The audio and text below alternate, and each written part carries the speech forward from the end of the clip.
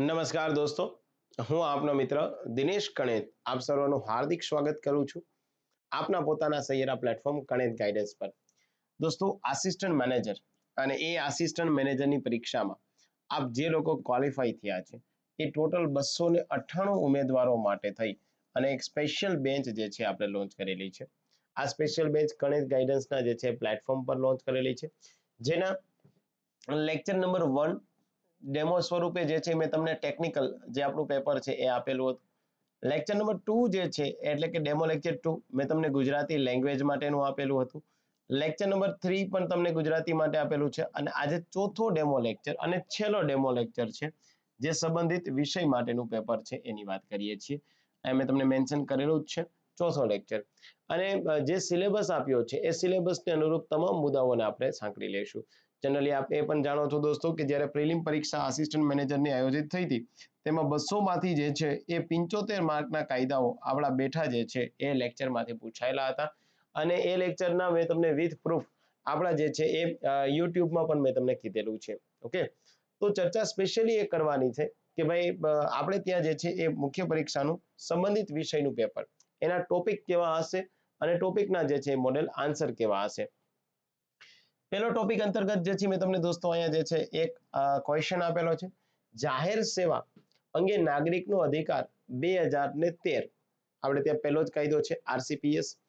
આમાં વર્તમાન સંજોગોમાં કેવા સુધારાત્મક પગલાઓ લેવાની જરૂરિયાત છે તેનું વર્ણન કરવાનું થાય છે. મોડેલ આન્સર પણ આપ્યો છે. આપણી પદ્ધતિ એવી છે મુખ્ય પરીક્ષામાં કે હું તમને રોજ સવારે દોસ્તો એક ક્વેશ્ચન આપી દઈશ અને એ જ ક્વેશ્ચનનો આન્સર રોજ સાંજે હું તમને આપીશ. ઠીક છે, જેથી કરીને તમારો ક્વેશ્ચન આન્સર બંને સારી રીતે બની જાય. કેવી રીતે લખવાનો છે એ જોવો. ભારતમાં નાગરિકોને જાહેર સેવા મેળવવા માટે 2013માં જે છે એ કાયદો અમલમાં આવ્યો. પેલું ઇન્ટ્રોડક્શન આપણે આપ્યું છે, ત્યારબાદ શું લખ્યું છે, એનો ઉદ્દેશ્ય છે કે નાગરિકોને જે છે એ સમયસર અને ગુણવત્તાયુક્ત જાહેર સેવાઓની સુવિધાઓ પ્રદાન થાય. આ અધિનિયમ હેઠળ દરેક જાહેર સેવા માટે ચોક્કસ સમય મર્યાદા નિર્ધારિત કરવામાં આવી છે. જો તે સમય મર્યાદામાં સેવા પૂરી પાડવામાં ન આવે તો નાગરિકોને દંડ અથવા તો અન્ય પ્રતિસાદનો જે છે અધિકાર પ્રાપ્ત થાય છે. અહીંયા મળે છે એની જગ્યાએ તમે લખી શકો પ્રાપ્ત થાય છે. હવે આ જ વસ્તુને તમે જે છે દોસ્તો જ્યારે આપ લખવા જશો ત્યારે થોડું તમે આવી રીતે બોક્સ દોરી દો કે ભાઈ ઉદ્દેશ્ય એટલે શું, તો કે ભાઈ સમયસર માહિતી મળી રહે. બીજી બાબત શું છે, એક તો ગુણવત્તાયુક્ત માહિતી મળી રહે, ગુણવત્તાયુક્ત માહિતી મળી રહે. ત્રીજી બાબત શું થઈ, તો કે ભાઈ વહીવટમાં પારદર્શિતા આવે અને ખર્ચ પણ બચે. ઓકે, તો આવું એક તમારે નાનો એવો ચાર્ટ ડ્રો કરી દેવાનો સાઈડમાં, જેથી કરીને શું થશે દોસ્તો, થોડુંક આપણને ઉઠાવ આવશે. અને એ ઉઠાવ આવશે તમે એવું પણ કરી શકો કે અહીંયા જ દોસ્તો જે છે લખી શકો ઉદ્દેશ્ય, અને ઉદ્દેશ્ય કરી અને જે છે તમને જે પ્રમાણે બસ ચાર્ટ દેખાય, ટ્રી ચાર્ટ દેખાય, તો એ ચાર્ટ તમે ત્યાં છે એ મેન્શન કરી શકો છો. હવે સમજો, આ અધિનિયમ હેઠળ દરેક જાહેર સેવા માટે નિર્ધારિત અધિકારી, જેને ડેઝિગ્નેટેડ ઓફિસર કહેવાય, એક અપીલ અધિકારી એટલે એપેલેટ ઓફિસર કહેવાય, અને સમીક્ષા અધિકારી એટલે રિવ્યુઇંગ ઓફિસર જે છે એમને કહેવામાં આવશે. હવે જો અહીંયા તમે આ રીતે કરી શકો કે અધિનિયમ હેઠળ વહીવટી અધિકારીઓની ફોજ, તો વહીવટી અધિકારીઓમાં જે છે એ ડીઓ, અહીંયા જે છે એ ડેઝિગ્નેટેડ ઓફિસર લખી દો. એની જે છે એ ઉપર તમે લખી દો એઓ, એપેલેટ ઓફિસર લખી દો, અહીંયાનું ફૂલ ફોર્મ લખી દો, અને રિવ્યુઇંગ ઓફિસર લખી દો એટલે કે સમીક્ષા અધિકારી. એટલે શું થાય કે ઉમેદવારને જે છે સિનિયર થી જુનિયર જે છે અથવા તો જુનિયર થી સિનિયર એમાં તમને ખ્યાલ આવતો જાય. આ જ વસ્તુને તમે અહીંયા પાછો બીજો એક ચાર્ટ ડ્રો કરી દો સાઈડમાં, તો ફરીથી પાછો સારો ઉઠાવ આવે. અને એ ઉઠાવ એટલો સારો આવશે કે જેથી કરીને તમને જે છે ખ્યાલ આવે. જો નાગરિકને સેવા સમય મર્યાદામાં ન મળે તો તે અપીલ અધિકારી પાસે અરજી કરી શકે, અને તેમાંથી પણ જો નિરાકરણ ન મળે તો સમીક્ષા અધિકારી પાસે અરજી કરી શકે. આ પ્રક્રિયા નાગરિકોને તેમના અધિકારો માટે લડવામાં જે છે એક સક્ષમ બનાવે છે. વર્તમાન સમયમાં અધિનિયમની અમલવારીમાં કેટલીક સુધારાત્મક પગલાઓ લેવામાં આવે છે, જેમ કે મહારાષ્ટ્ર રાજ્ય માહિતી આયોગ છે, આપણે ત્યાં જે છે એક આપણે શું બોલાય છે સેન્ટ્રલ ઇન્ફોર્મેશન કમિશન બોલીએ છીએ, એક બોલીએ છીએ આપણે સ્ટેટ ઇન્ફોર્મેશન કમિશન બોલીએ. તો મહારાષ્ટ્ર રાજ્ય માહિતી આયોગ દ્વારા જાહેર સેવાઓની માહિતી ઓનલાઈન ઉપલબ્ધ કરવાની સૂચના આપી છે, જેથી નાગરિકો સરળતાથી સેવાઓ માટે અરજી કરી શકે. આથી નાગરિકોને તેમના અધિકારીઓ માટે જે છે એ લડવામાં સરળતા રહે અને પારદર્શિતા જે છે એ વધે છે. ત્યારબાદ આધુનિક સમયની વાત કરીએ તો ટેકનોલોજીનો ઉપયોગ કરીને નાગરિકોને ઓનલાઈન પોર્ટલ અને મોબાઈલ એપ્લિકેશન દ્વારા જે છે એ સેવા ઉપલબ્ધ કરાવવી જોઈએ. ટેકનોલોજીનો ઉપયોગ કરવો જોઈએ, અલગ અલગ પ્રકારના પોર્ટલ્સનો ઉપયોગ કરવો જોઈએ, જેથી કરીને ઘર બેઠા એને એકદમ જે છે એ યુઝર ફ્રેન્ડલી જે છે એ સેવાઓ ઉત્પન્ન કરવી જોઈએ. અહીંયા તમે આ મેન્શન કરી દો, યુઝર ફ્રેન્ડલી. ઓકે, આથી નાગરિકોની સુવિધા અને કાર્યક્ષમતામાં જે છે વધારો થાય. આ રીતે જાહેર સેવાઓ માટે નાગરિકોના અધિકારોને સુનિશ્ચિત કરવા માટેના પગલાં તેમના અધિકારોની રક્ષા અને સુવિધા જે છે મહત્વપૂર્ણ સાબિત થાય છે. પૂરું થઈ ગયું છે. આપણે જે માંગ્યું છે એ આપણે પીરસી દીધું, અને એટલું પીરસી દીધું એટલે આપણું જે છે કામ બની ગયું. આપણા જે કંઈ કન્સર્ન માર્ક આવ્યા છે એ માર્ક મસ્ત મજાના જે છે આવી જવાના છે. ચલો, ત્યારબાદ બીજું છે ટોપિક નંબર 2 આપેલો છે. હું તમને આવા દરેકે દરેક આપણે દોસ્તો જે આપણો કોર્સ છે એ કોર્સમાં કરશું એવું કે માની લઈએ કે ટોપિક નંબર છે એ 2 છે, સપોઝ કે આ ટોપિક 2 છે. ઓકે, જ્યાં આપણે દોસ્તો જે છે એ માહિતીના અધિકારની વાત કરી છે, તો ટોપિક 2 માં જેટલા ક્વેશ્ચન આવતા હશે ને એ બધા તમને એક સાથે આપી દઈશ. આ ટોપિક 2 છે એ ટોપિક 2 માં માની લે કે 10 ક્વેશ્ચન નીકળે છે આરટીઆઈ ના. આરટીઆઈ ના 10 એ 10 ક્વેશ્ચન હું તમને એક સાથે આપી દઈશ, જેથી કરીને પહેલા શું કરવાનું, આરટીઆઈ વાળો લેક્ચર આપણે ઓલરેડી જે છે આપણે એપ્લિકેશનમાં મૂકેલો છે એ તમારે જોઈ લેવાનો, અને ત્યારબાદ આના જ હું તમને 10 ક્વેશ્ચન 5 ક્વેશ્ચન જે નીકળી શકતા હોય એ હું તમને એક સાથે આપી દઉં, જેથી કરીને તમારે કોઈ ચિંતાનો વિષય નહીં.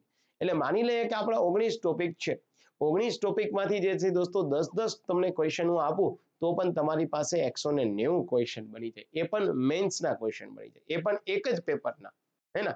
અને એની સાથે હું તમને બીજા મોડેલ પેપર પણ આપું છું કે મોડેલ પેપરમાં બી ક્વેશ્ચન હશે. એટલે ઓલમોસ્ટ 200 જેટલા ક્વેશ્ચન આપણે જોઈ લઈએ ખાલી આ 19 ટોપિકમાંથી, તો આપણો બેડો પાર થઈ જશે. આમાં કોઈ ચિંતાનો વિષય નથી. અને ખાસ એ જોવાનું છે દોસ્તો કે જે ઓલરેડી 35-40 હજાર વ્યક્તિઓએ ફોર્મ ભર્યા હતા એમાંથી જે છે તમે 298 આવ્યા છે, અને 298 આવ્યા છે એટલે બહુ સારી બાબત કહેવાય. પરંતુ હવે દોસ્તો માત્ર 18 વ્યક્તિમાં આપણે આવવાનું છે. આ 298 માંથી માત્ર 18 માં આવવું એ થોડું કષ્ટદાયક છે. એટલે જો વ્યવસ્થિત તૈયારી નહીં કરી, જો ગોકળગાયની ગતિએ ચાલ્યા તો કદાચ આપણે ગમે ત્યાં જે છે એક ફિટ થઈ જશું, આવી સંભાવના રહેશે. તો ધ્યાન રાખવું પડશે આપણે. ઓકે, આરટીઆઈ અધિનિયમ 2005 સંપૂર્ણ ભારતમાં શા માટે 2019માં લાગુ થયું? જો આમાં હું તમને ફાઇન્ડ આઉટ કરીને ક્વેશ્ચન આપીશ, એટલે તમારે કોઈ ચિંતાનો વિષય એ બાબત માટે નહીં રહે. ઓકે, કે આરટીઆઈ છે એ 2005 છે. દરેક વ્યક્તિને શું ખબર છે આરટીઆઈ 2005 છે, આરટીઆઈ ગુજરાતમાં 2010માં છે. મુન્ના વાત તો સાચી જ છે.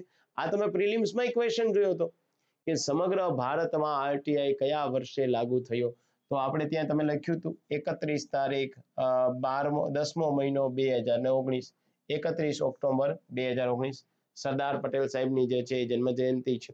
જમ્મુ કાશ્મીરમાં 370 આપણે હટાવી છે, હે ને. સો આની વાત કરીએ છીએ આપણે. ભારતમાં સુધારણા અને સારા શાસન માટેનો અધિકાર છે. જો કેટલું સારી રીતે આપણે મેન્શન કરી દીધું, અહીંયા તમારે અંડરલાઈન કરી દેવાની થાય છે. ભારતમાં સુધારણા અને સારા શાસન માટેનો અધિકાર તરીકે ઓળખાતો આરટીઆઈ અધિનિયમ 2005 છે, જે નાગરિકોને જાહેર સેવાઓ અને નીતિઓ વિશે માહિતી આપવા માટેનો અધિકાર છે. 2019માં સંપૂર્ણ રીતે અમલમાં આવ્યો. અધિનિયમનો મુખ્ય ઉદ્દેશ્ય શું છે? સરકારની કામગીરીમાં પારદર્શિતા લાવવી. અને 2019માં જે છે અધિનિયમના અમલ આવવાના મુખ્ય કારણો કયા હોઈ શકે છે દોસ્તો? પહેલી બાબત, એક તો કાયદાકીય સુધારાઓ અને અમલમાં લાવવાની પ્રક્રિયા. પહેલી બાબત છે કાયદાકીય સુધારાઓ એટલે શું? આપણા દેશમાં દોસ્તો જે છે એ અનુચ્છેદ 370 જે એન ગોપાલ સ્વામી અયંગર જે છે એમના દ્વારા જે છે એ બનાવવામાં આવેલી હતી. અને 370 એન ગોપાલ સ્વામી અયંગરે બનાવેલી હતી, એને આપણે ભારત સરકારે જે છે અમિતભાઈ શાહે બિલ રજૂ કર્યું અને હટાવી દીધી સંપૂર્ણ રીતે. ઠીક છે. તો એક જે છે અધિનિયમના અમલ માટે કાયદાકીય માળખું નિયમો તૈયાર કરવામાં સમય લાગ્યો, અને એ નિયમો એટલે શું કે ભારત દેશમાં તમામ બાબતમાં જે છે એ આરટીઆઈ લાગુ થતું હતું, પણ જમ્મુ કાશ્મીરના રાજાએ 3 જ બાબતમાં સિગ્નેચર જે તે વખતે કરી હતી. એક કયું હતું દોસ્તો? એક સૈન્ય હતું, એક કયું હતું? રક્ષા હતું, અને એક હતું વિદેશ. આ ત્રણ સિવાય કોઈ પણ બાબતમાં ભારત સરકાર જમ્મુ કાશ્મીરમાં જે છે અમલવારી ન કરી શકતી. હવે તો 370 હટાવી દીધી એટલે કાયદાકીય આટીઘૂટી પૂરી થઈ ગઈ. બીજી બાબત, જાહેર સેવા અને માહિતી પ્રદાન માટેની તૈયારી. સરકારી વિભાગો અધિકારીઓને આરટીઆઈ અધિનિયમ અમલવારી માટે તાલીમ અને તૈયારીની જરૂર હતી. મતલબ જમ્મુ કાશ્મીરના જે છે એ અધિકારીઓને તાલીમ આપી. જાહેર જાગૃતિ અને નાગરિકોની ભાગીદારી. અત્યાર સુધી એવું થતું હતું કે જમ્મુ કાશ્મીરના લોકો જ એવું કહેતા હતા કે ભાઈ અમારે 370 જોઈએ છીએ. હવે લોકો જ એવું કહે છે કે ના 370 જે છે એ તમે હટાવો, કારણ કે તો જ અમારા દેશમાં એક રાષ્ટ્ર છે તો એક જ અમારો રાષ્ટ્રધ્વજ રહેશે.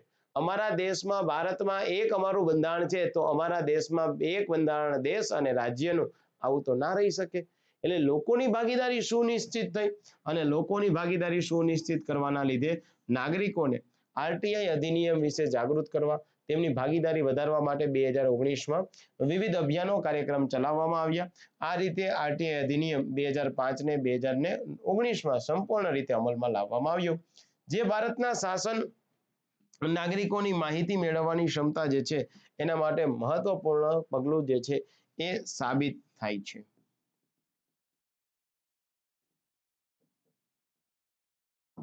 ચલો તો ડન. બીજો ક્વેશ્ચન પણ આપણે અહીંયા લઈ લઈએ છીએ. ત્રીજી બાબત, ભારતીય લોક પ્રશાસનના કાર્યક્ષેત્રમાં પડકારરૂપ બાબતો જણાવો. ભારતીય લોક પ્રશાસન છે એમાં કઈ કઈ બાબતો પડકારરૂપ છે? ભારતીય લોક પ્રશાસન કાર્યક્ષેત્રમાં અનેક પડકારો ઉભા આવે છે, જે શાસન ક્ષમતા અને નાગરિક સેવા પ્રદાનમાં અવરોધક સાબિત થાય છે.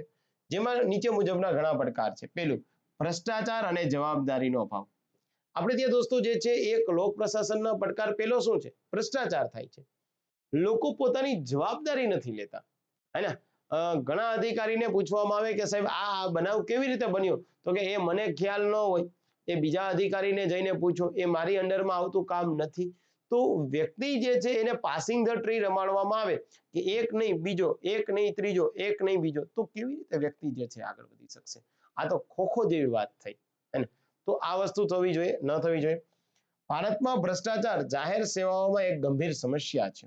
નાગરિકોને સમયસર ગુણવત્તાયુક્ત સેવા ન મળવી, અધિકારીઓ દ્વારા લાંચ લેવી, નિયમોનું ઉલ્લંઘન કરવું, આ સામાન્ય બાબત છે. આથી નાગરિકોનું સરકાર પર વિશ્વાસ ઘટે અને શાસનની જે છે એ એક પ્રકારની ક્ષમતા પર અસર પણ થાય છે. ભ્રષ્ટાચાર થાય, લોકોને સમયસર માહિતી ન મળે, લોકોને સમયસર જે છે એ ડેટા ન મળે, લોકો પાસેથી અલગ અલગ પ્રકારની લાંચ લેવામાં આવે અને આ લાંચ લેવામાં આવે છે એટલે જેથી કરીને પારદર્શિતા વાળા વહીવટ બાબતે જે છે એ લોકોની અધિકારીઓ પાસેની જે અપેક્ષા છે, અપેક્ષા પરિપૂર્ણ થાય નહીં. અને જો અપેક્ષા એની પરિપૂર્ણ નહીં થાય તો કદાચ બની શકશે કે જે છે એ લોક પ્રશાસન જે છે એનો હેતુ જે છે એ હેતુ જ આપણે જે છે એ વિનિમય ન કરીએ. બીજી, લાલ ફિતાશાહી. પ્રશાસનમાં જૂની અને જટિલ એક નિયમાવલી છે.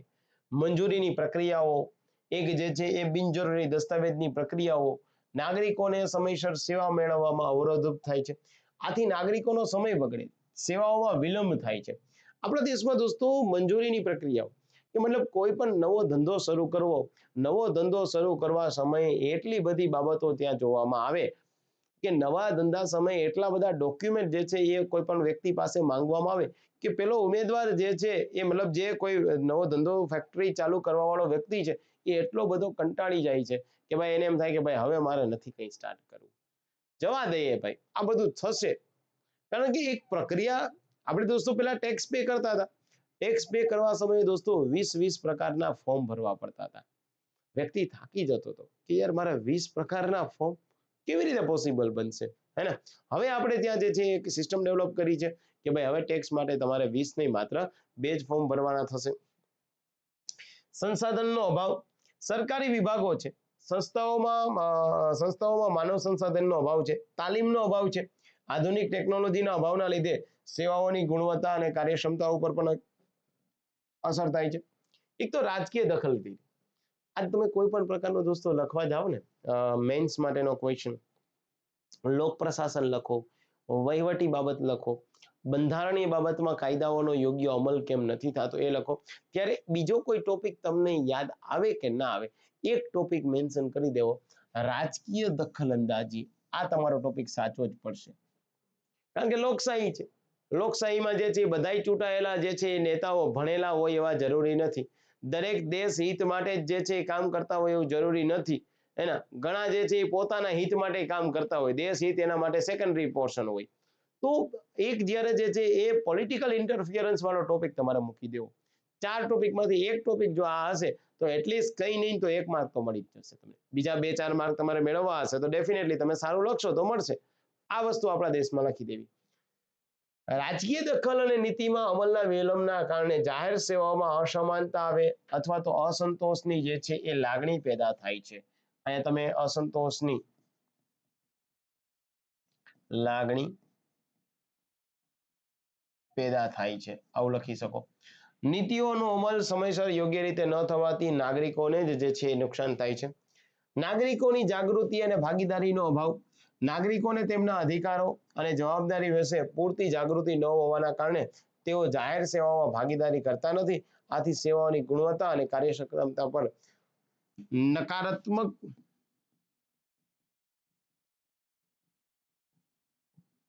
પ્રતિભાવ ઉપજે છે. આવું લખી દો હે ને કે ભાઈ આવી બાબત થાય એટલે એક પ્રકારનો કેવું તો કે ભાઈ નકારાત્મક પ્રતિભાવ જે છે એ ઉપજી આવે છે. અને આ પડકારોનો સામનો કરવા માટે પ્રશાસનમાં સુધારો, નાગરિકમાં જાગૃતિ અભિયાન, ટેકનોલોજીનો ઉપયોગ, જવાબદારી જે છે એનું મેકેનિઝમ સ્થાપવાની જરૂર છે. આથી ભારતીય લોક પ્રશાસન વધુ કાર્યક્ષમ અને નાગરિક મુખ બની શકે છે. પૂરું કરી દે. ડન છે. ચલો ચોથો ટોપિક. હાલમાં બહુ જ ચર્ચામાં રહેલી બાબત છે, શું ભારતીય લોક પ્રશાસનમાં લેટરલ એન્ટ્રી યોગ્ય છે કે નહીં તે અંગે લખો. હે ને હમણાં જે છે એ આપણે ત્યાં કેન્દ્ર સરકારે એક નોટિફિકેશન બહાર પાડ્યું હતું અને નોટિફિકેશન બહાર પાડ્યું અને તરત બાદ જે છે એને પરત ખેંચ્યું કે ભાઈ ખાનગી લોકો જે છે જે કોઈ ખાનગી લેવલે બહુ સારી એવી જે છે કંપનીમાં પોતાનું જે છે એ પદ સંભાળે છે, એ ખાનગી પદ સંભાળનાર વ્યક્તિ એમને પણ જે છે તમે શું કરો તો કે ભાઈ એમને તમે જે છે સરકારની ભાગીદારી સુનિશ્ચિત કરાવવા માટે મોકલો. તો ક્વેશ્ચન થયો કે ભાઈ આ વસ્તુ સાચી કે ખોટી? તો લેટરલ એન્ટ્રી આવી ક્યાં? વહીવટી શાસનમાં આવી છે, એ જોઈ લેવી પડશે આપણે. ભારતીય લોક પ્રશાસનમાં લેટરલ એન્ટ્રી એ એક મહત્વપૂર્ણ અને ચર્ચાસ્પદ વિષય છે. આ પદ્ધતિ હેઠળ ખાનગી ક્ષેત્ર, શૈક્ષણિક સંસ્થાઓ, અન્ય ક્ષેત્રોમાં અનુભવી વ્યવસાયિકોને સીધી રીતે ઉચ્ચ સ્તરના શાસન પદો પર નિયુક્ત કરવામાં આવે છે. આ પદ્ધતિના અમલથી કેટલીક સકારાત્મક અને કેટલીક નકારાત્મક અસરો જે છે તેની ચર્ચા કરવી અંતે જરૂરી છે. ચર્ચા કરવી અંતરે આવશ્યક બની જાય છે.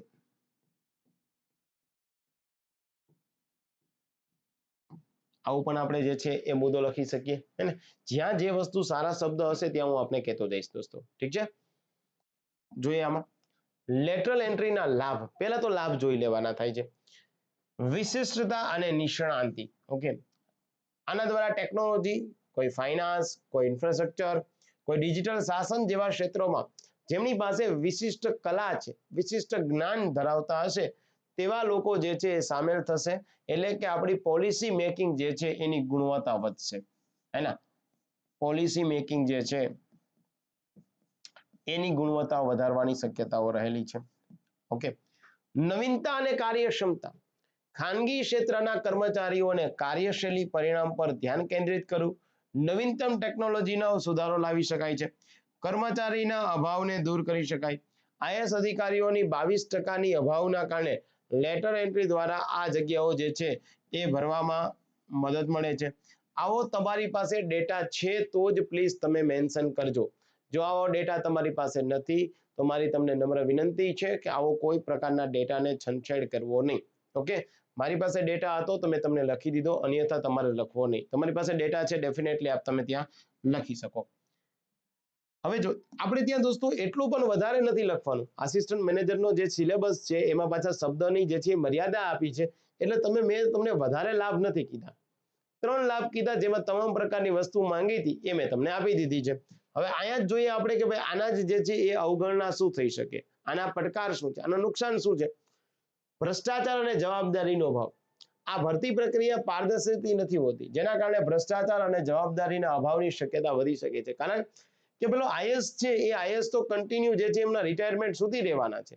અને લેટરલ એન્ટ્રીથી આવનારો કોઈ વ્યક્તિ છે દોસ્તો, એ માત્ર ને માત્ર કેટલો ટાઈમ રહેવાનો છે, તો કે માત્ર ને માત્ર પોતાના અમુક સમય સુધી જ રહેવાનો છે.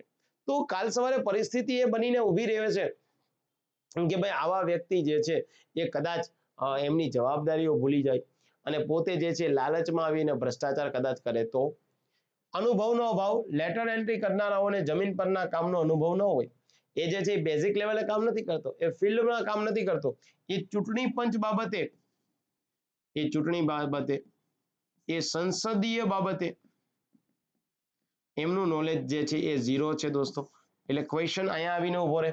સામાજિક ન્યાય અને પ્રતિનિધિત્વ, આપણે ત્યાં લેટરલ એન્ટ્રીમાં આરક્ષણની વ્યવસ્થા નથી, જેના કારણે એસસી, એસટી, ઓબીસી, ઈડબ્લ્યુએસ વર્ગના લોકોનું પ્રતિનિધિત્વ ઘટી શકે છે. કારણ કે કોઈ પણ કંપની છે, કોઈ પણ ઉચ્ચ હોદ્દો છે, ત્યાં એવા જ વ્યક્તિઓ છે કે જે સવર્ણ લોકો છે. તો આમાં તો કોઈ અનામતનો મુદ્દો જ નથી લેટરલ એન્ટ્રીમાં.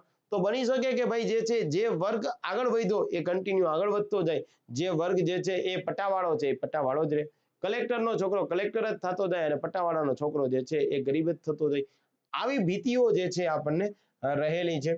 સામાજિક ન્યાય માટેની જે છે એ એક ખતરો રહેવાની શક્યતાઓ જે છે અહીંયા ઉભરી આવે છે. તો તમારે એક એને યાદ રાખવાનું થાય છે. ભવિષ્ય માટેની ભલામણ પણ અહીંયા આપણે કરી દીધી. એક આગળની રાહ શું છે, અહીંયા તમે કદાચ ભવિષ્ય માટેની ભલામણ ન લખો તો આવું લખી શકો, આગળની રાહ. ઓકે, સ્પષ્ટ ભરતી પ્રક્રિયા. તમારે જે છે એ માની લો કે લેટરલ એન્ટ્રી કરવી જ છે, તો એક ભરતી પ્રક્રિયા કેવી હોવી જોઈએ? સ્પષ્ટ હોવી જોઈએ. લેટરલ એન્ટ્રી માટે સ્પષ્ટ અને પારદર્શી ભરતી પ્રક્રિયા અમલમાં લાવવી જોઈએ. જમીન પરનો અનુભવ હોવો જોઈએ. લેટરલ એન્ટ્રી કરનારાઓને જમીન પરના કામનો અનુભવ હોવો જોઈએ, જેથી કરીને એ ગ્રાઉન્ડ લેવલે કામ કરી શકે. સામાજિક ન્યાય, એક આરક્ષણની વ્યવસ્થા પણ તમારે કરવી જોઈએ. અને અલ્ટિમેટ જે છે એ લેટરલ એન્ટ્રી ભારતીય લોક પ્રશાસનમાં સુધારો લાવી શકે, પણ તેને યોગ્ય રીતે અમલમાં લાવવી જરૂરી છે, જેથી તે સામાજિક ન્યાય અને કાર્યક્ષમતા બંને જે છે સુનિશ્ચિત કરશે. ઓકે, આવી રીતે દોસ્તો જે છે ટોપિક નંબર 5 આપેલો છે, ભારતીય લોક પ્રશાસનમાં તાલીમનું મહત્વ. આવો એક ટોપિક તમને જે છે સિલેબસમાં આપેલો છે મેન્સ ફોર્મમાં. તો મેં તમને અહીંયા એક ક્વેશ્ચન આપ્યો છે કે ભારતીય લોક પ્રશાસનના તાલીમ કેન્દ્રો અંગેની ચર્ચા કરો. જોજો તમારે કયા કયા તાલીમ કેન્દ્રો, પણ યાદ રાખજો અહીંયા વાત કરીએ છીએ લોક પ્રશાસનની, તો પોલીસના તાલીમ કેન્દ્રોની અહીંયા ચર્ચા કરવાની જરૂરિયાત છે તો કે ના. તો પેલું તાલીમ કેન્દ્ર દોસ્તો તમારું કયું આવશે? લબાસના, Lal Bahadur Shastri academy of administration.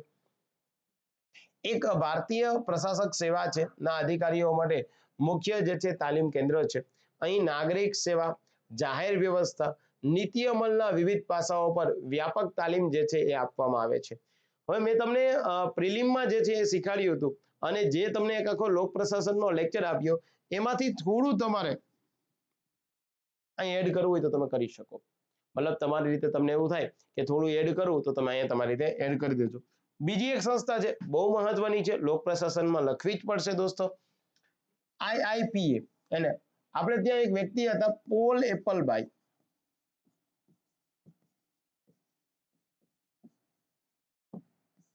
Pole એપલબાઈ, એમણે 1954માં દોસ્તો જે છે એ સંસ્થા સ્થાપી, જે 1959માં અસ્તિત્વમાં આવી હતી. Indian institute of public administration. એવી રીતે સચિવાલય તાલીમ અને સંચાલન સંસ્થા છે નવી દિલ્હીમાં, કેન્દ્ર સરકારના કર્મચારીઓ માટે. અને જો અહીંયા કદાચ ભારતીય ન લખ્યું હોત અને માત્ર લખ્યું હોત કે લોક પ્રશાસનના તાલીમ કેન્દ્ર જણાવો, તો ડેફિનેટલી દોસ્તો અહીંયા ચોથું તમારે સ્પીપા નામનું તાલીમ કેન્દ્ર જે છે એ લખી દેવું પડે. ચોથું, હે ને, સ્પીપા નામનું તાલીમ કેન્દ્ર જે છે એ લખી દેવાય. એક પાંચમું એડી શોધન, જે આઈએસ ટ્રેનિંગ સેન્ટર છે, જે ગુજરાતમાં ઓલરેડી આઈએસ જે છે કામ કરે છે, એમના માટેનું સેન્ટર છે. તો આ બે સેન્ટર જે છે દોસ્તો તમારે સ્ટાર કરી અને લખી દેવાના થાય. ઠીક છે? યસ દોસ્તો, ચલો આગળ વધીએ. ભારતીય લોક પ્રશાસનના તાલીમ કેન્દ્રમાં જે છે તાલીમ કેન્દ્રોની ભૂમિકાઓ શું હોય? પહેલી બાબત, એક તો કાર્યક્ષમતાની સુધારણા. શું કામ તાલીમ આપે છે? આજે કોઈ ડેપ્યુટી કલેક્ટર થાય, ડેપ્યુટી કલેક્ટર થાય તો બટ ઓબ્વિયસ છે કે દોસ્તો એનામાં નોલેજની કોઈ કમી ન હોય, પણ એ ડેપ્યુટી કલેક્ટર થયેલા વ્યક્તિને થોડી તાલીમ તો આપવી પડે કે ભાઈ એમને મહેસૂલી બાબતની તો તાલીમ આપવી પડે, એમને સ્ટેમ્પ બાબતની તો તાલીમ આપવી પડે, જેથી ભારતીય તાલીમ કેન્દ્ર અધિકારીઓને તેમની કામગીરીમાં સુધારો લાવવા માટે એક કુશળતાઓ અને જ્ઞાન પ્રદાન કરે. નાગરિક સેવાની સુધારણા થઈ શકે. તાલીમ દ્વારા જે છે એ અધિકારીઓને નાગરિક કેન્દ્રિત સેવા પ્રદાન કરવા માટે પ્રેરણા મળી શકે. એક ટેકનોલોજી અને ડેટા સંચાલિત જે છે એ શાસન પણ મળી શકે છે. ટેકનોલોજી તાજેતરમાં દોસ્તો IIT ની અલગ અલગ પ્રકારની સંસ્થાઓ હોય એમના દ્વારા ડેટા સંચાલિત આર્ટિફિશિયલ ઇન્ટેલિજન્સ આના ઉપયોગ પર જે છે ધ્યાન કેન્દ્રિત થઈ શકે. અલ્ટિમેટ નિષ્કર્ષ શું નીકળો? લોક પ્રશાસનમાં તાલીમ કેન્દ્રનું મહત્વ અદ્વિતીય છે. તેઓ નાગરિક સેવા પ્રદાનમાં ગુણવત્તા, પારદર્શિતા, જવાબદારી જે છે એ સુનિશ્ચિત કરવા માટે થઈ અને એક મહત્વપૂર્ણ જે છે ભૂમિકા ભજવે છે. ઠીક છે, ચલો તો આ આપણો 5મો ટોપિક પણ મસ્ત મજાનો થઈ ગયો છે. મજા આવે છે ને? કોઈ વસ્તુ અઘરી નથી દોસ્તો.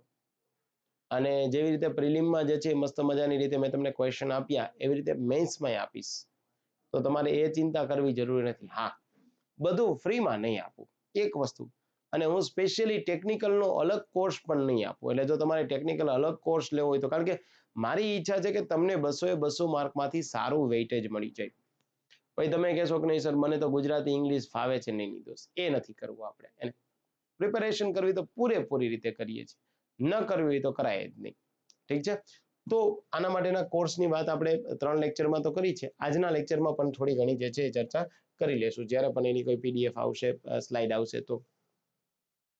ત્યાર પછી બંધારણીય ગેરબંધારણીય સંસ્થાની વાત કરતા હતા. તો આ બંધારણીય ગેરબંધારણીય સંસ્થામાં શું છે? 6ઠા ટોપિકમાં માનવ અધિકાર આયોગ ત્યારે જ સૌથી વધુ અસરકારક બની શકે જ્યારે તેના કાર્યને સરકારની જવાબદારી સુનિશ્ચિત કરતી અન્ય પદ્ધતિઓ દ્વારા પૂરતા પ્રમાણમાં સમર્થન આપવામાં આવે છે. ઓકે, ચલો જોઈએ. ઉપરોક્ત અવલોકનના પ્રકાશમાં, જો તમારા માટે નવો શબ્દ હું લાવ્યો છું, ઉપરોક્ત અવલોકનના પ્રકાશમાં વ્યક્તિ મસ્ત મજાની રીતે આવું તમારે તમારી એક ડાયરીમાં લખી દેવાનું. આવા જે હું તમને અલગ અલગ શબ્દો આપતો હોય ને દોસ્તો, એ તમારી ડાયરીમાં લખી દેવાનું અને પછી તમારે એની પ્રેક્ટિસ કરવાની. માનવ અધિકારના ધોરણોને પ્રોત્સાહન આપવા, તેનું રક્ષણ કરવામાં ન્યાયતંત્ર અને અન્ય સંસ્થાઓના અસરકારક પૂરક તરીકે હ્યુમન રાઇટ કમિશનની ભૂમિકાનું મૂલ્યાંકન કરવાની જરૂરિયાત છે. માનવ અધિકાર એ માનવીના તે અધિકારોનો ઉલ્લેખ છે જે તેમને માનવ હોવાના કારણે મળવા જોઈએ. કોઈ પણ અધિકાર દોસ્તો કેવા હોય? એક અધિકાર જે છે એ કેવો કહેવાશે? તો કે ભાઈ માનવ અધિકાર કહેવાશે. એક કેવો? માનવ અધિકાર કહેવાય.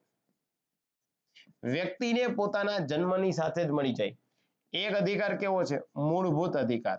વ્યક્તિને પોતાની ચૂંટાયેલી સરકાર અને તેમના રાષ્ટ્ર દ્વારા જે નાગરિક છે એમને મળે છે. કોને મળે છે? નાગરિકને મળે છે. અધિકારોના પ્રકરણમાં માનવ અધિકાર સંબંધિત અધિકારોનો ઉલ્લેખ છે, પરંતુ મહિલાઓ, બાળકો, ગરીબો, દલિતો, લઘુમતી વગેરે જૂથો માટે ચોક્કસ કારણસર આ બધા અધિકારો જે છે એ પ્રાપ્ત કરવા જે છે એ મુશ્કેલ છે, અથવા તો અહીં લખી શકાય કે અતિ કઠિન છે. અહીં લખી શકાય અતિ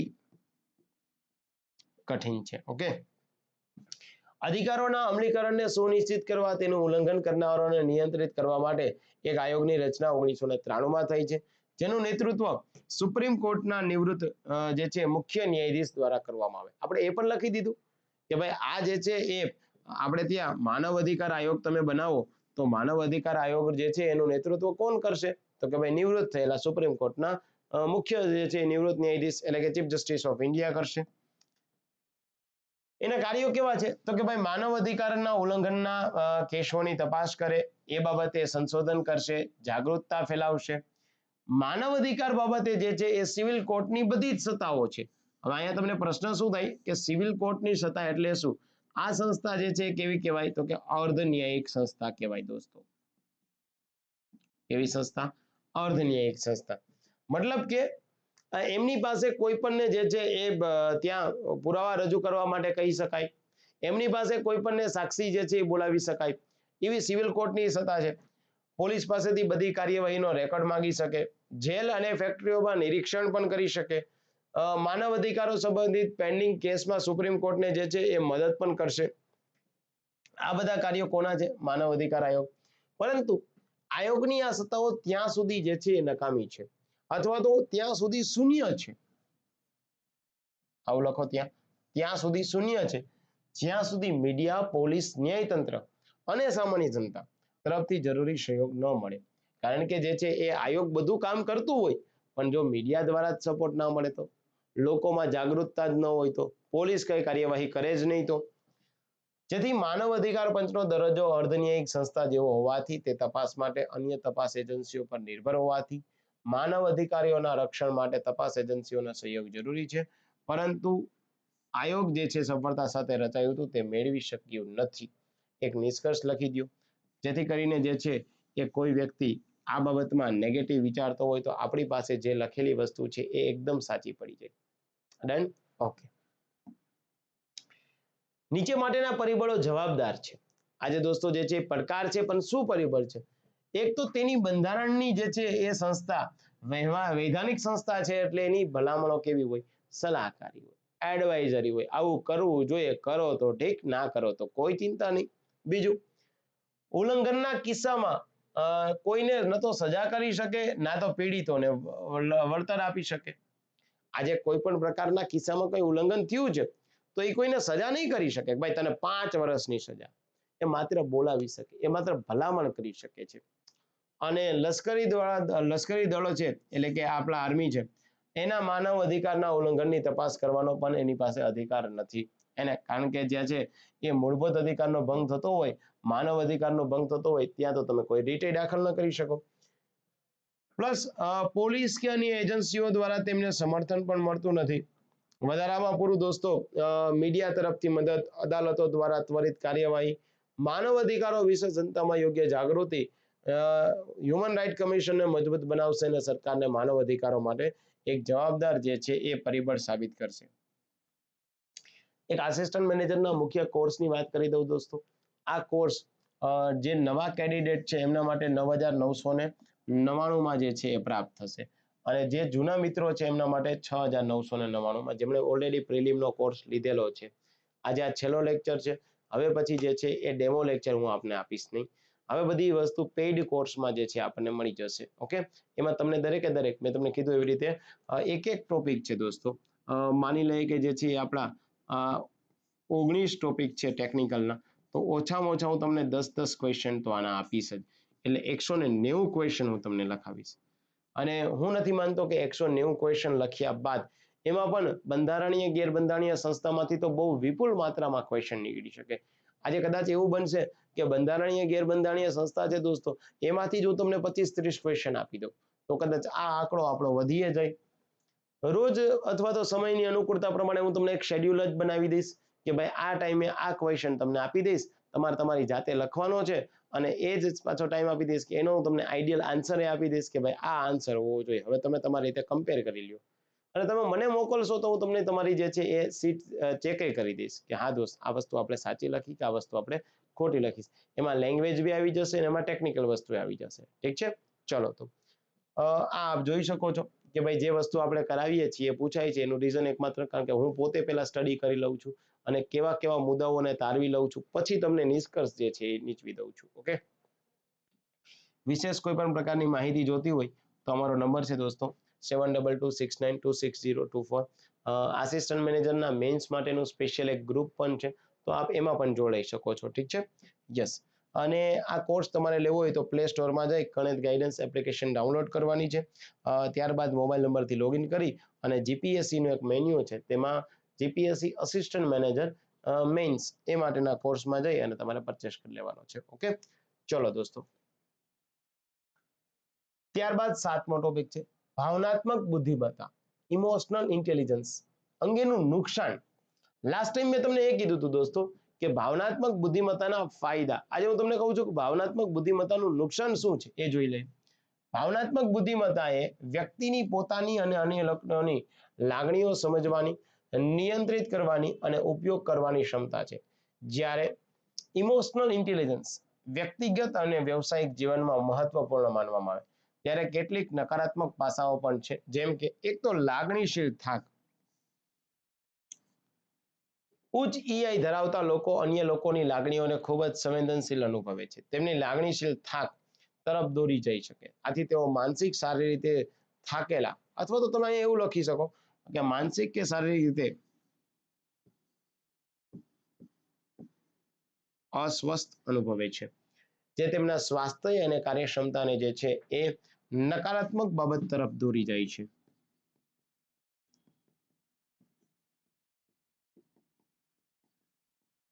નકારાત્મક બાબતમાં દોરી જાય છે. ઓકે, બીજું મનોવિશ્વાસની અતિશયતા. ઓકે, ઈઆઈ ધરાવતા લોકો દરેક પરિસ્થિતિમાં લાગણીઓને વિશ્લેષણ કરવા માટે થઈ અને વધુ સમય વિતાવે તે મનોવિશ્વાસ તરફ દોરી શકે છે. આથી તેઓ યોગ્ય નિર્ણય લેવા માટે અવરોધ અનુભવે છે અને એ પ્રકારનો સમય જે છે એ બગાડે છે. લાગણીશીલ હેરફેર. ઈઆઈ ધરાવતા લોકો અન્ય લોકોની લાગણીઓને સમજવા એના ઉપયોગ કરવાની ક્ષમતા ધરાવે છે. ક્યારેક લાગણીશીલ હેરફેર તરફ દોરી જાય. આથી અન્ય લોકોની લાગણીઓ પોતાના ફાયદા માટે ઉપયોગ કરે છે અને સંબંધોમાં વિશ્વાસનો અભાવ અને તણાવ જે છે એ ઉત્પન્ન થાય છે. સ્વયં જરૂરિયાતોની અવગણના. સ્વયંની જે જરૂરિયાત છે દોસ્તો એની અવગણના કરે છે. ત્યારબાદ ભય અને નિષ્ક્રિયતા. એક જે છે આ એક પ્રકારનો ડર છે, એક પ્રકારનો ફિયર છે એના, અને એ પણ પ્રકારનો ફોબિયા કહી શકાય કે નિર્ણય લેવા, પગલા ભરવામાં ક્યાંક ને ક્યાંક સંકોચ અનુભવે છે કે ભાઈ હું આવું પગલું લઈશ તો કોઈ એક સમાજના વર્ગને નુકસાન થશે, તો મારા એક પગલાથી સમાજના એક વર્ગની લાગણીઓને જે છે એ કદાચ નુકસાન થશે, તો મારા એક પગલાથી નકારાત્મક બાબત પડશે અને સરકાર મને સસ્પેન્ડ કરી દેશે, તો આવો એનામાં એક પ્રકારનો ફિયર આવી જાય, એક પ્રકારનો ડર જે છે એ બેસી જાય, જેથી કરીને યોગ્ય નિર્ણય ન લઈ શકે. અને યોગ્ય નિર્ણય ન લઈ શકે તો સરકારી પગારદાર જે છે એ માત્ર પગાર ખાય છે, એના પગારથી જે છે એ કોઈ નાગરિકોને ફાયદો થવાનો જે છે એ બિલકુલ પ્રકારનો સ્કોપ રહેતો નથી. ચલો, યસ, 8.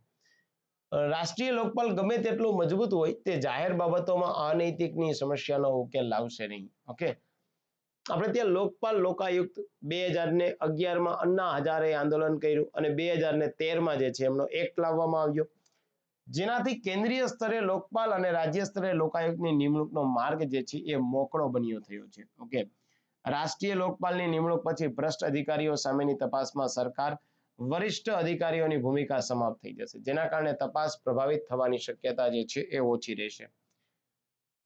અનૈતિકતાઓમાં હાલમાં આપણી પાસે સીબીઆઈ છે, સીબીસી છે જેવી તપાસ એજન્સીઓ છે, પરંતુ સીબીઆઈ પર સરકારે નિયંત્રણે આ સંસ્થાની નિષ્પક્ષતા ઉપર પ્રશ્નો ઉભા કર્યા. સુપ્રીમ કોર્ટે જેને જે પાંજરામાં બંધ પોપટ કહીને પણ સમર્થન આપ્યું છે, સરકારની જે છે એ ભાષામાં વાત કરે છે. સીબીસી જેવી ટોચની સંસ્થા સારું કામ કરે પણ અતિશય કામના દબાણથી પીડાઈ રહી છે અને બિન અસરકારક બની ગઈ તેવું જણાય આવે છે. ભ્રષ્ટાચાર વિરોધી સમર્પિત સંસ્થા તરીકે લોકપાલની જરૂરિયાત અનુભવાય, જેમની નિમણૂક સ્કેનેડિયન એટલે કે નોર્વે, સ્વીડન, ફિનલેન્ડ, સિંગાપુર જેવા દેશોમાં ભ્રષ્ટાચારને નિયંત્રિત કરવામાં એક અસરકારક સાબિત થાય છે. પણ જાહેર બાબતમાં અનૈતિકતાનો સમાવેશ જે છે એ સમસ્યાઓ ઉદ્ભવે છે, કારણ કે લોકપાલ ભ્રષ્ટ લોકોમાં ભ્રષ્ટાચાર સામે યોગ્ય કાર્યવાહીનો જે છે એક ભય પેદા કરે છે, પરંતુ તેમને નૈતિક રીતે ઉત્થાન આપી શકતો નથી, જેથી કરીને ભ્રષ્ટાચારની મૂળભૂત સમસ્યાઓ હતી એમનેમ જ રહેવાની છે. ઓકે, અને લોકપાલ આપણી સિસ્ટમની સમાંતર કાર્યરત ભ્રષ્ટ સિસ્ટમના માળખા પર નહીં પણ તે માળખાના કેટલાક વ્યક્તિઓ પર કાર્યવાહી કરી શકે છે. ઓકે, આખું જે છે એ ભ્રષ્ટ સિસ્ટમ જે છે એ બરબાદ નહીં કરી શકે, સિસ્ટમ બરબાદ કરનાર વ્યક્તિ ઉપર અને તમામ વ્યક્તિઓ ઉપર નહીં, આવા અમુક ચુનિંદા પસંદ થયેલા વ્યક્તિ ઉપર જ. આ રીતે વ્યક્તિગત આધારિત ભ્રષ્ટાચારના કેટલાક કિસ્સાઓમાં કાર્યવાહી થયા પછી પણ માળખાકીય સ્તરે ભ્રષ્ટાચારની શક્યતાઓ હજુ પણ રહેશે. જો લોકપાલ પોતે ભ્રષ્ટ હોય તો આ મર્યાદિત કાર્યો પણ અવરોધાઈ શકે છે. ઓકે, એક બીજી બાબત છે દોસ્તો, 9મો ટોપિક. મેં તમને કીધું છે કે 9 અને 19 હું તમને એક સાથે જ આપીશ, બીકોઝ બંને કરંટ અફેર્સ છે એટલા માટે. ઓકે, ટ્રાન્સપરન્સી ઇન્ટરનેશનલ એક રિપોર્ટ આવે છે એને ટ્રાન્સપરન્સી ઇન્ટરનેશનલ ઇન્ટિગ્રિટી ઇન્ડેક્સમાં ભારત ખૂબ નિમ્ન પ્રકારનું સ્થાન ધરાવે છે અને જાહેર નૈતિકતાના પતન તરફ દોરી ગયેલા કાનૂની, રાજકીય, આર્થિક, સામાજિક, સાંસ્કૃતિક પરિબળોની જે છે ટૂંકમાં ચર્ચા કરવાની છે, કારણ કે આપણે 100 અથવા તો 200 શબ્દોમાં જ જે છે લખવાનું થશે. જર્મની અને એના બર્લિન સ્થિત ટ્રાન્સપરન્સી ઇન્ટરનેશનલ 1993 થી દર વર્ષે વૈશ્વિક સ્તરે એક અખંડિતતાનો સૂચકાંક આપે છે. આ આપણું થઈ ગયું ઇન્ટ્રોડક્શન. ઓકે, જેમાં સરકાર છે, ખાનગી ક્ષેત્ર છે, નેતાઓ, અમલદારો, સામાન્ય જનતાની પ્રામાણિકતાના વિવિધ પરિમાણોના આધારે પરીક્ષણ કરવામાં આવે છે. આ સૂચકાંક તૈયાર કરવામાં આવે છે. આ સૂચકાંકમાં ભારતમાં નીચે સ્થાન માટેના પરિબળો કયા છે? તો એક તો ભારતમાં જે છે એ વેસ્ટર્ન કલ્ચર જે છે દેખાય છે તમને, એને ભારત દેશમાં જે છે પરંપરાગત જે છે એ ભાવનાઓનો ત્યાગ કરી દેવામાં આવ્યો અને અન્ય રાષ્ટ્રની જે છે ભાવનાઓ જે છે એ વધી ગઈ છે, જેથી કરીને ભ્રષ્ટાચારમાં વધારો થયો. ઉપભોક્તા અને ભૌતિકવાદનો વધારા સાથે વ્યક્તિવાદને પણ પ્રોત્સાહન મળ્યું, જેના કારણે શું થયું કે ભારતીયોએ આધ્યાત્મિક સુખો કરતા ભૌતિક સુખોને જે છે એ વધારે પ્રાધાન્ય આપ્યું છે. લોકો ધીરે ધીરે જે છે એ ભૌતિક સુખાકારી ને વધારવા માટે થઈ અને ધાર્મિક બાબતથી આધ્યાત્મિક બાબતથી દૂર થવા માંડ્યા. આધ્યાત્મિક બાબત ઉપર જે છે શંકા કરવા માંડ્યા છે. આપણે પરંપરાગત ભારતીય મૂલ્યો છે, પરંપરાગત જે છે આપણી રમતો છે દોસ્તો, સંયુક્ત પરિવારમાં રહેવાની આપણી ભાવનાઓ છે, આ સંયુક્ત પરિવારમાં રહેવાની ભાવનાને આપણે ત્યાગ કરી દીધો, નષ્ટ કરી દીધો અને આપણે વ્યક્તિગત સ્વતંત્રતા જે છે એ ઈચ્છીએ છીએ. જેથી કરીને નૈતિકતા પતન, ભ્રષ્ટાચાર સામાજિક જીવનમાં જે છે એ સામાન્ય સ્વીકૃતિ આપી. વૈશ્વિકીકરણ, ઉદારીકરણ, આપણા દેશમાં જે છે દોસ્તો અન્ય રાષ્ટ્રના લોકો અહીંયા કામ કરવા માટે આવ્યા, અન્ય લોકોનું કલ્ચર આવ્યું, અન્ય લોકોની લેંગ્વેજ આવી, અન્ય લોકોની રહેણી કહેણી આવી. એના લીધે જે છે એક મૂડીપતિઓ સરકાર વચ્ચેના જોડાણ દ્વારા ભ્રષ્ટાચારને પ્રોત્સાહન આપવામાં આવ્યું. ગરીબી, બેરોજગારી કારણે વધતી જતી અસમાનતાઓના લીધે લોકો ભ્રષ્ટ પ્રથાઓ દ્વારા પોતાની જરૂરિયાત પૂરી કરવા માટે પ્રેરાય છે. દેશમાં આરોગ્ય, શિક્ષણ વગેરે જેવી ગુણવત્તાયુક્ત પાયાની સુવિધાઓ પણ ખૂબ મોંઘી છે. સરકારી અને ખાનગી ક્ષેત્રો વચ્ચે પગારની અસમાનતા પણ ભ્રષ્ટાચારને જે છે એક પ્રકારે પ્રોત્સાહન આપે છે. કાનૂની પરિબળો કયા છે ભાઈ? કે ભાઈ એક તો જે છે લોકપાલ, વિશલ બ્લોઅર, કાયદાઓની અવગણના થાય છે, ભ્રષ્ટાચારને પ્રોત્સાહન આપે છે. ન્યાયતંત્રમાં દોસ્તો ક્યારેક ખામીઓ જોવા મળે છે, સુધારાઓની ગતિઓ ધીમી છે, અથવા તો ન્યાયતંત્ર ઉપર જે છે એ કામનું ભારણ જોવા મળે છે. ઓકે, એ વાત સાચી છે કે સરકારી સંસ્થાઓ અને અમલદારી શાહી પર નિર્ભરતા અને પારદર્શિતાના અભાવે ભ્રષ્ટાચારને પ્રોત્સાહન આપ્યું છે, પરંતુ જાહેર જીવનમાં પ્રામાણિક અને કર્તવ્યનિષ્ઠ લોકોએ ભારતની સામાજિક આર્થિક પ્રગતિને મજબૂત બનાવવામાં મહત્વપૂર્ણ જે છે યોગદાન આપ્યું છે. આવી જ રીતે 10મો ટોપિક છે આવશ્યક ચીજ વસ્તુ અધિનિયમ 1955 રાજ્ય કક્ષાએ અમલ છે. આને પણ દોસ્તો તમે જે છે આવી રીતે એક કોઈ ચાર્ટ ડ્રો કરી શકો. અહીંયા પણ તમે એક સારી રીતે ડાયાગ્રામ ડ્રો કરી શકો છો. ઓકે, કારણ કે શું કીધું, રાજ્ય કક્ષાએ અમલ અંગેની એક તમારે રચના, સંરચના જે છે એ તમારે આપી દેવાની થાય છે. આ મેં તમને ઇન્ટ્રોડક્શન આપ્યું છે. જો રાજ્ય કક્ષાએ એટલે સેન્ટ્રલ અને સ્ટેટ ગવર્મેન્ટની ભાગીદારી. આપણે ત્યાં આવશ્યક ચીજવસ્તુમાં કેન્દ્ર સરકારને આવશ્યક ચીજવસ્તુઓની યાદીમાં ફેરફાર કરવાની શક્તિ છે. આ પ્રક્રિયામાં રાજ્ય સરકારની સલાહ લેવી જરૂરી છે. આથી રાજ્ય સરકારો પણ આ કાયદાના અમલમાં મહત્વપૂર્ણ ભૂમિકા ભજવે. એક નિયંત્રણ અને અમલ, કંટ્રોલ ઓર્ડર થવો જોઈએ. જે ઉત્પાદન છે, જે પુરવઠો છે દોસ્તો, આપણો વિતરણ છે, આપણે જ્યાં વેરહાઉસ છે, સેન્ટ્રલ વેરહાઉસિંગ કોર્પોરેશન છે આપણે જેને બોલીએ છીએ, એના પર નિયંત્રણ રાખે છે. આ આદેશો રાજ્યની જરૂરિયાત અને પરિસ્થિતિઓને ધ્યાનમાં રાખી અને તૈયાર કરવામાં આવ્યા છે. અધિકારીઓની નિમણૂકની વાત કરે છે, તો એક તો સરકારી જિલ્લા સ્તરે જે છે એ અધિકારીની નિમણૂક કરવી જોઈએ. આના માટે તમે શબ્દ પ્રયોગ કરી શકો દોસ્તો, ડીએસઓ, ડિસ્ટ્રિક્ટ સપ્લાય ઓફિસર. જો આ બાબતમાં જે છે એ કાયદામાં ભંગ થાય તો દંડ અથવા તો સજા. જવાબદારી અને નિરીક્ષણ, અને આજે દરેકે દરેક બાબતનું જેટલું મૂલ્યાંકન કરીએ એટલી જ બાબત જે છે એ સારી રીતે જે છે આપણને કોઈ પણ તકલીફ હશે તો એના મૂલ્યાંકન જે થશે તો વાંધો નહીં આવે. ઓકે, બીજી બાબત આવશ્યક ચીજ વસ્તુઓ અને તેના કાળા બજારનો અધિનિયમ 1980 ના કાયદાની આકસ્મિક સંજોગોમાં કેવી જરૂરિયાત પડે છે. આજે તમારી કાળાબજારી થઈ જાય, આજે કોઈ કોરોના આવી જાય અને કોરોના સમયે દોસ્તો તમે માસ્ક જે છે એ લોકોને વેચવાના બદલે તમે સ્ટોક કરી રાખો અને પછી જ્યારે મંદી આવી જાય ત્યારે તમે જે છે એને માસ્કને જે છે માર્કેટમાં વેચો, તો આ યોગ્ય કહેવાશે તો કે ન કહેવાય. ભારતમાં આવશ્યક ચીજ વસ્તુઓ જેવી કે ખોરાક, દવાઓ, પેટ્રોલિયમ ઉત્પાદન, ખાતર નાગરિકોની દૈનિક જરૂરિયાતને પૂર્ણ કરવા માટે મહત્વપૂર્ણ છે. વસ્તુઓની ઉપલબ્ધતા છે, યોગ્ય કિંમતે વિતરણ સુનિશ્ચિત કરવા માટે આવશ્યક ચીજ વસ્તુઓ અને પુરવઠો કાયદા 1980 અમલમાં જે છે એ મૂકવામાં આવ્યો હતો. એક તો કાળાબજારી, આ પ્રવૃત્તિ છે કે જેમાં આવશ્યક ચીજ વસ્તુઓનો અછતનો લાભ ઉઠાવવાનો, વધુ કિંમતે વેચાણ કરવામાં આવે છે. એને આપણે નથી કહેતા એક તમે આરબીઆઈમાં જે છે ભણતા હશો, પેની સ્ટોક. શું કહેવાય? Penny stock. પેની સ્ટોક એટલે શું? તો કે ભાઈ તમે જે છે કોઈ પણ શેરને જે છે પોતાની પાસે રાખી મૂકો અને ભવિષ્યમાં જ્યારે શેરમાં ઉછાળો આવે ત્યારે એને વેચી દો છે, એને પેની સ્ટોક કહેવાય. કાળા બજાર ખાસ કરીને કુદરતી આપત્તિઓ છે, યુદ્ધ અથવા તો અન્ય તાત્કાલિક પરિસ્થિતિઓમાં તમને જે છે એ વધારે જોવા મળે છે. કાયદાની ભૂમિકા. રાજ્ય સરકાર અને જિલ્લા મેજિસ્ટ્રેટને કાળા બજાર અને પુરવઠાની અછતને નિયંત્રિત કરવા માટે અધિકાર આપવામાં આવ્યા છે. જિલ્લા લેવલે દોસ્તો આવશ્યક ચીજવસ્તુ ધારો એનો કોઈ અધ્યક્ષ હોય તો એ કોણ છે? ખુદ કલેક્ટર છે, એ યાદ રાખવાનું થાય. એને અટકાવવા માટે કાયદાકીય કાર્યવાહી કરી શકાય. આ કાયદા હેઠળ દંડ અને સજાની નક્કી કરેલી જોગવાઈ પણ છે, એ પણ આપણે નિયંત્રિત કરી શકે. તાત્કાલિક પરિસ્થિતિમાં કાયદાની આવશ્યકતા. કોઈ કુદરતી આફત છે, કોઈ યુદ્ધ છે, અન્ય તત્કાલીન પરિસ્થિતિઓમાં આવશ્યક ચીજવસ્તુની અછત સર્જાઈ શકે છે અને આ કાયદા દ્વારા રાજ્ય સરકારો અને અધિકારીઓની તાત્કાલિક પગલાં લેવા માટે એક અધિકાર આપવો જોઈએ. નાગરિકોને જરૂરી વસ્તુઓ ઉપલબ્ધ રહે. આથી કાયદો તાત્કાલિક પરિસ્થિતિઓમાં જે છે એ મહત્વપૂર્ણ સાબિત થઈ જાય છે. અને અલ્ટિમેટ નિષ્કર્ષ શું રહેશે? તો કે ભાઈ આ પુરવઠાની અછતને નિયંત્રિત કરવા માટે મહત્વપૂર્ણ સાધન છે. તાત્કાલિક પરિસ્થિતિઓમાં કાયદા દ્વારા તાત્કાલિક પગલાં લેવામાં આવવા જોઈએ જેથી નાગરિકોને જરૂરી વસ્તુઓ ઉપલબ્ધ થાય. આથી કાયદો નાગરિકોને સુખાકારી માટે એક જરૂરી બાબત છે. 12મો છે દોસ્તો, તમને મસ્ત મજાની રીતે મેં તમને ક્વેશ્ચન બનાવીને આપ્યો. જો તમે આખો ક્વેશ્ચનને વાંચો, ફૂડ સિક્યુરિટીની વાત જ ના કરીએ આપણે ફૂડ સિક્યુરિટીમાં જે તે વખતે 2004 થી 2014 યુપીએ ગવર્મેન્ટ હતી, યુનિયન પ્રોગ્રેસિવ અલાયન્સ, અને ત્યારબાદ એનડીએ ગવર્મેન્ટ આવી, એટલે કે ભાજપની સરકાર, ભાજપ શાસિત અન્ય દળનું સંગઠન નેશનલ ડેમોક્રેટિક અલાયન્સ. આ બે વચ્ચે શું તફાવત છે, બદલાવ શું છે? જો આટલા સારા ક્વેશ્ચનો તમને આપીશ, હે ને?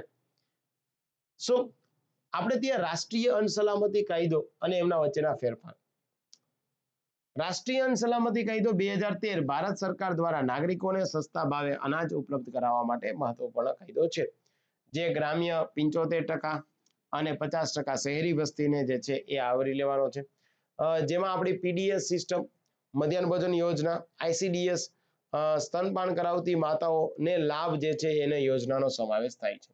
યુપીએ ગવર્મેન્ટમાં શું હતું એ જોઈ લે. ફૂડ સિક્યુરિટી કાયદો જે છે અમલ થયો પણ મુખ્યત્વે યુપીએના અંતિમ વર્ષોમાં, કારણ કે દોસ્તો 2004 થી 14 સુધી સરકાર હતી, 2013માં કાયદો આવ્યો, સરકાર જ જતી રહી. કાયદા હેઠળ માત્ર 11 રાજ્યોમાં જ અમલ થયો હતો અને કાયદાની અનાજની કિંમત 3, 2 અને 1 રૂપિયા પ્રતિ કિલો રાખવામાં આવેલી હતી કે જે અનાજની જાતિ અનુસાર હતી. અને એનડીએ 2014માં આવી, જેમણે કાયદાને આગળ વધાર્યો અને 2016 સુધીમાં સમગ્ર દેશમાં જે છે આને અમલ કરાવી દીધો. અને કાયદાના અમલ માટે કેન્દ્ર સરકાર અને રાજ્ય સરકાર વચ્ચે એક સંકલન વધારવામાં આવ્યું જે યુપીએ વચ્ચે નહોતું. કોવિડ-19માં પીએમ ગરીબ કલ્યાણ અન્ન યોજના હેઠળ દરેક લાભાર્થીઓને વધારાના 5 કિલો અનાજ મફત આપવામાં આવ્યું અને આ યોજના હેઠળ 5 કિલોની મૂળ ભથ્થાને વધારીને જે છે 10 કિલો કરવામાં આવ્યું હતું. ઓકે, ચલો તો ત્યારબાદ સંસદ દ્વારા તાજેતરમાં પસાર કરેલા 3 શ્રમ સંહિતા દેશના શ્રમ કાયદાઓને સરળ બનાવવા, વ્યવસાય કરવાની સરળતામાં સુધારો કરશે. સરકારના પ્રયાસોનો એક ભાગ છે, પરંતુ તેના કામદારોને અસુરક્ષિત બનાવવાનું એક સાધન બનતા અટકાવવા જોઈએ. આ સંદર્ભમાં 3 કોડની મુખ્ય જોગવાઈઓની ચિંતા કરવાની વાત થાય છે. આપણે ત્યાં મિનિમમ જે છે એ વેજીસ એક્ટની વાત કરીએ છીએ. હવે આપણે ત્યાં 2020માં દોસ્તો અલગ અલગ પ્રકારના 3 કાયદાઓ લાવવામાં આવ્યા. એમાં પહેલો ઔદ્યોગિક સંબંધો સંહિતા 2020. આના માટે તમારી પાસે કન્ટેન્ટ હોવું જોઈએ. મેન્સ તમે સારી રીતે ત્યારે જ લખી શકશો દોસ્તો જ્યારે તમે સારી રીતે કન્ટેન્ટ ધરાવતા હશો. કેટલું બધું કન્ટેન્ટ છે એમાંથી જે છે એ આપણે નિષ્કર્ષ લાવવાનો છે.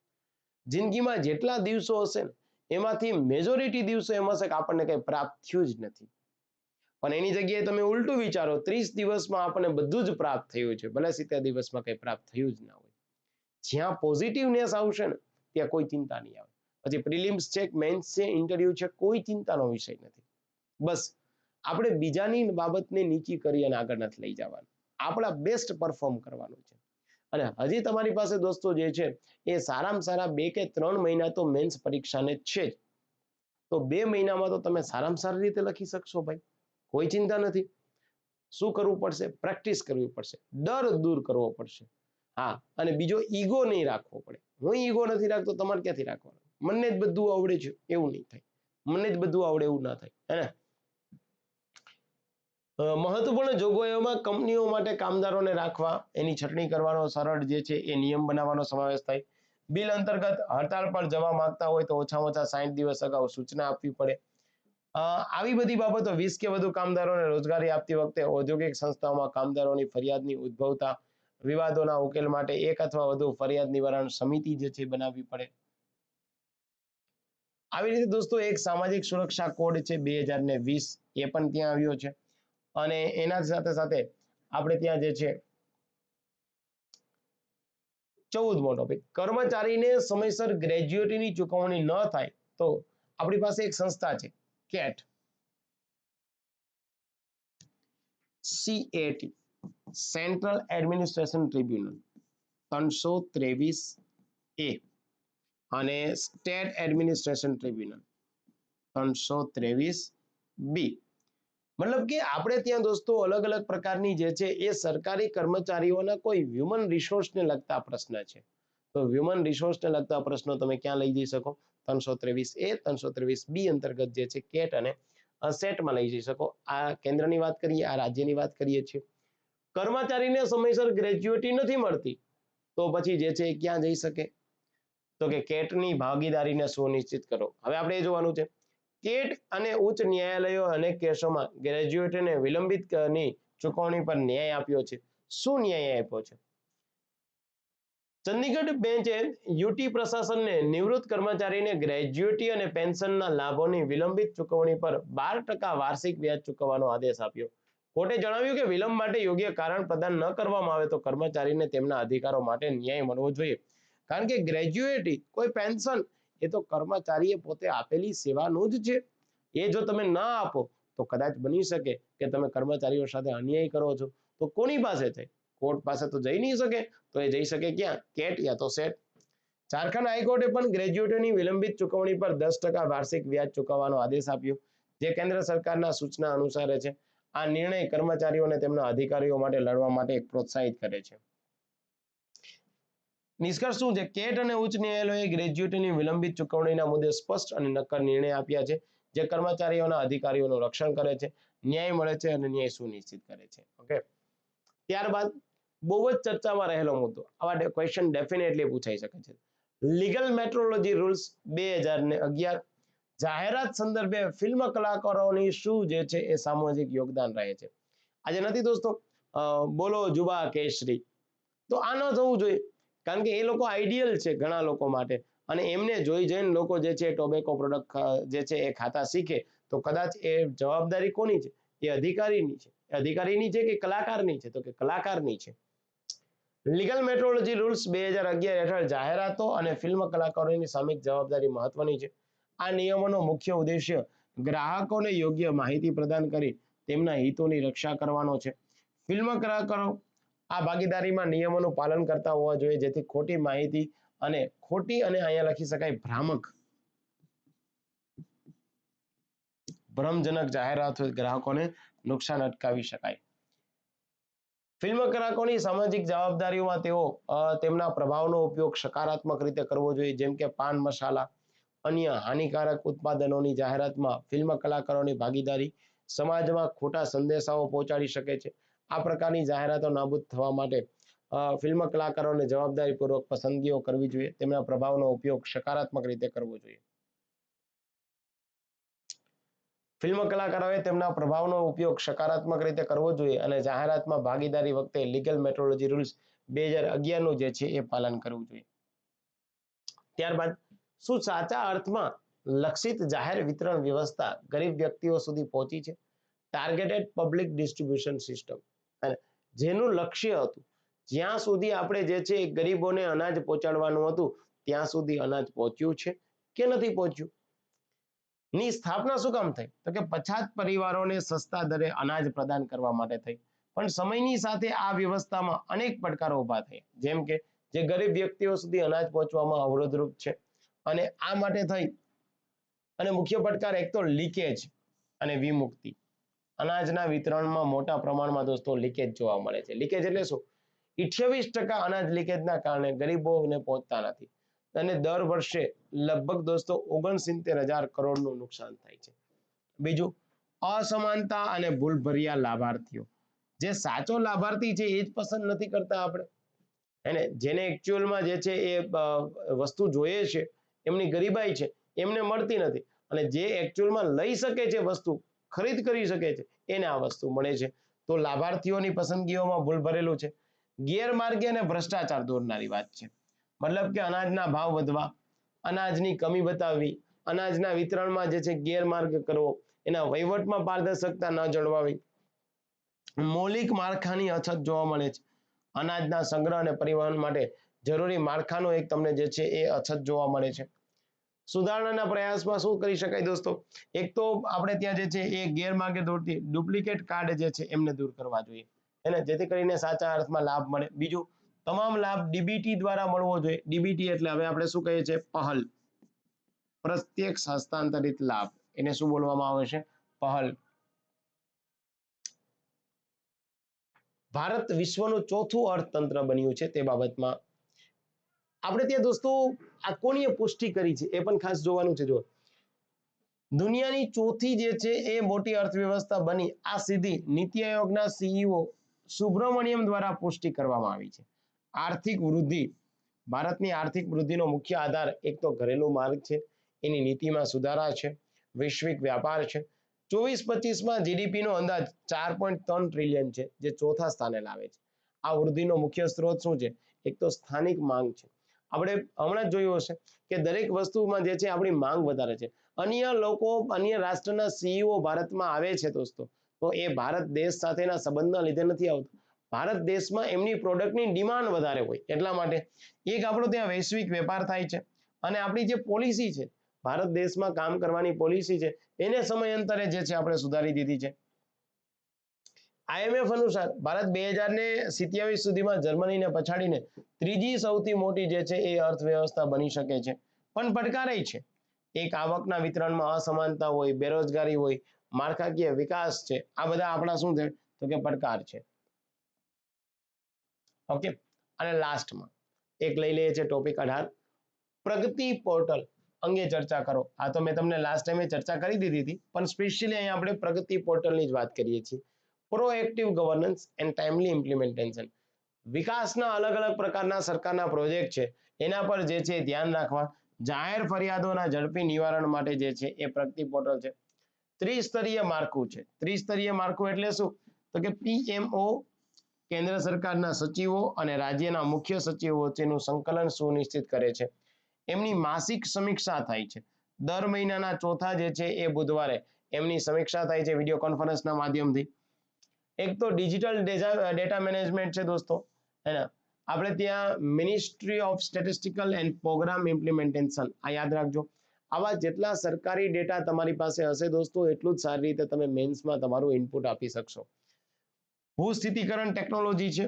પ્રોજેક્ટ્સની જે છે ભૌગોલિક સ્થિતિ અને પ્રગતિને ટ્રેક કરવા માટે જી સ્પેશિયલ ટેકનોલોજીનો ઉપયોગ થાય. વિડીયો કોન્ફરન્સ દ્વારા જે છે પ્રોજેક્ટની જે છે એ પ્રગતિ થઈ શકે છે. ચલો, તો આ દોસ્તો તમારા જે 19 ટોપિક હતા, અને આપણા આસિસ્ટન્ટ મેનેજરના મેન્સનો ચોથો ડેમો લેક્ચર અહીંયા હું પૂરો કરું છું. હવે પછી તમામ પ્રકારની વસ્તુઓ જે છે આપણે આપણા એપ્લિકેશનના જે છે પેઇડ કોર્સમાં મળશું. આપ આવી શકો છો કણેદ ગાઈડન્સના પ્લેટફોર્મ પર. આપની જે છે સફળતા માટે હું આપની સાથે છું હર હંમેશ. થેન્ક યુ વેરી મચ દોસ્તો. 4 દિવસ તમને જે છે મજા આવી હશે.